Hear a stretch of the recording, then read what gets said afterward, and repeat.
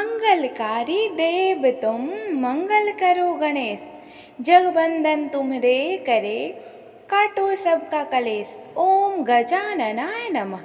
प्रेम से बोलिए गणेश भगवान की जय, बोलिए बुद्ध देव की जय। हे प्रिय भक्तों, तो आइए सुनते हैं बुधवार व्रत कथा।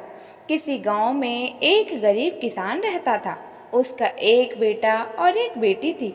वह किसान और उसकी पत्नी अपने दोनों बच्चों की शादी करके इस संसार से चल बसे थे। बेटी की शादी बहुत अमीर घर में हुई थी। उसके पास बहुत सारा धन था। नौकर चाकर थे, उनको धन की कोई कमी नहीं थी। और बेटा बेचारा बहुत गरीब था।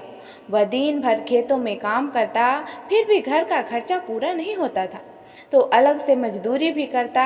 उसके पास कोई धन संपत्ति नहीं थी। वह प्रतिदिन कमाता था और अपने परिवार का पालन पोषण करता था। जिस दिन उसे कोई काम नहीं मिलता, उस दिन उनके पास खाने के लिए कुछ नहीं होता था। जिस दिन मेहनत करता था, उस दिन घर में चूल्हा जलता था, नहीं तो घर में चूल्हा भी नहीं जलता था। उसकी पत्नी भगवान श्री गणेश जी की परम भक्त थी। वह बहुत ही नियम और पूजा पाठ करने वाली थी। वह प्रतिदिन भगवान गणेश के मंदिर जाती थी और वहाँ पर पहले मंदिर की सफाई करती, फिर भगवान गणेश जी की पूजा किया करती थी। उसे अपनी गरीबी से कोई भी शिकायत नहीं थी। घर की हालात चाहे जैसी भी हो, वह पूजा पाठ जरूर करती थी। इसलिए गरीब होते हुए भी उसके बच्चे बहुत संस्कारी थे और वह थोड़े में ही गुजारा करके अपने पति के साथ खुश थी।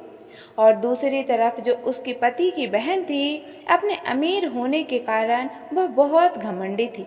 भाई की गरीबी के कारण उसके साथ रिश्ता रखने में उसे शर्मिंदगी महसूस होती थी। उसे लगता था कि मेरा भाई मेरे बराबर नहीं है। वह अपने भाई और उसके परिवार से मिलना भी पसंद नहीं करती थी। एक बार उसकी नंद की शादी थी। उसने अपने सभी रिश्तेदारों को शादी के लिए आमंत्रित किया, लेकिन अपने भाई की गरीबी के कारण उसको नहीं बुलाया। भाई को दूसरे लोगों से पता चला कि उसकी बहन की नंद का विवाह है।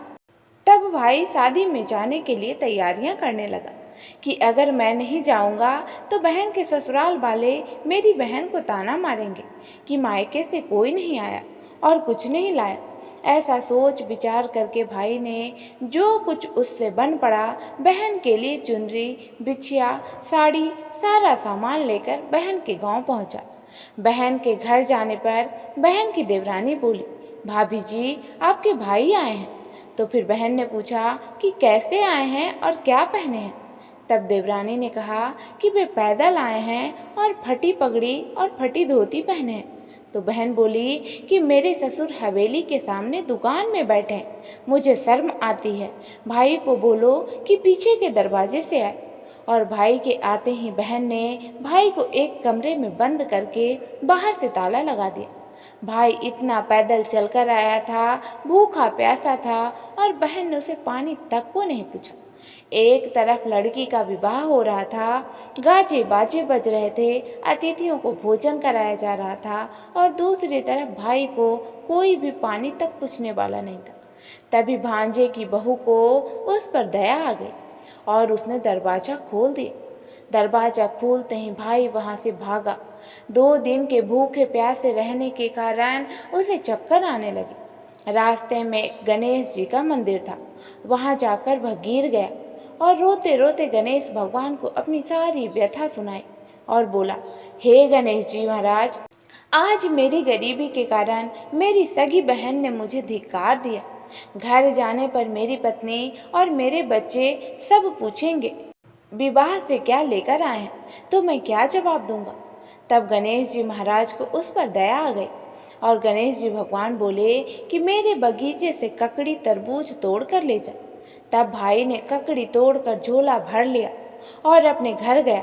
घर जाते ही बच्चों ने पूछा कि पिताजी, बुआ के यहाँ से हम लोगों के लिए क्या क्या लाए हैं। बच्चे उनके झोले को देखने लगे और झोले खोलते ही छोटे छोटे तरबूज सोने की गेंद में बदल गए और बाकी तरबूज को काटने पर हीरे मोती निकले।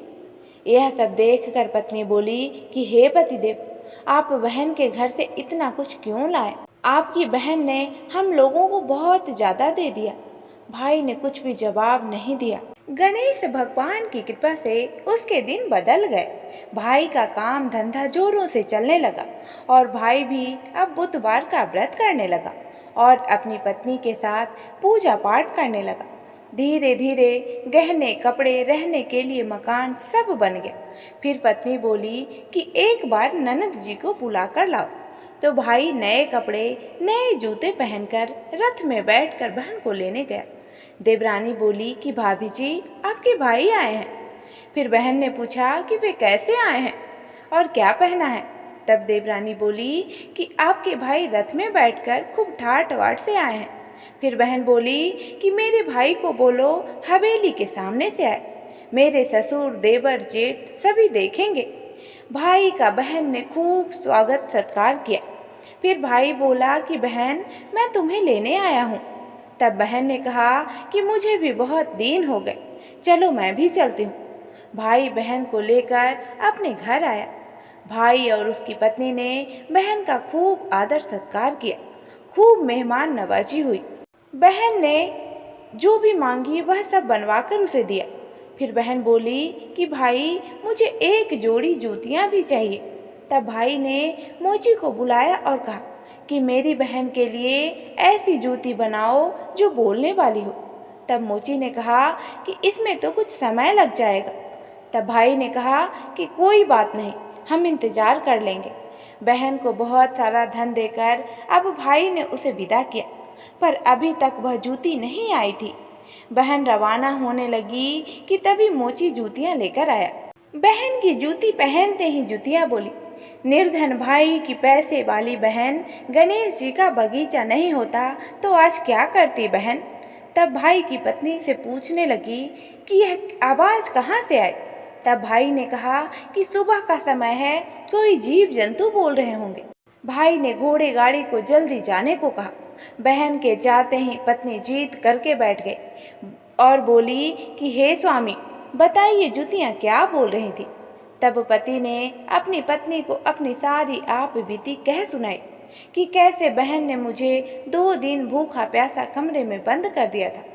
भांजे की बहू ने दरवाज़ा खोला, तब मैं बाहर आया और गणेश जी की शरण में जा पहुंचा। गणेश जी की कृपा से हमारे दिन बदल गए। तभी से मैं गणेश व्रत करने लगा। उसने अपनी पत्नी को सारी बातें बताई। तब पत्नी बोली कि अगर मुझे मालूम होता तो मैं आपकी बहन को कुछ नहीं देती, मेरा दिया हुआ सब कुछ वापस लेकर आओ।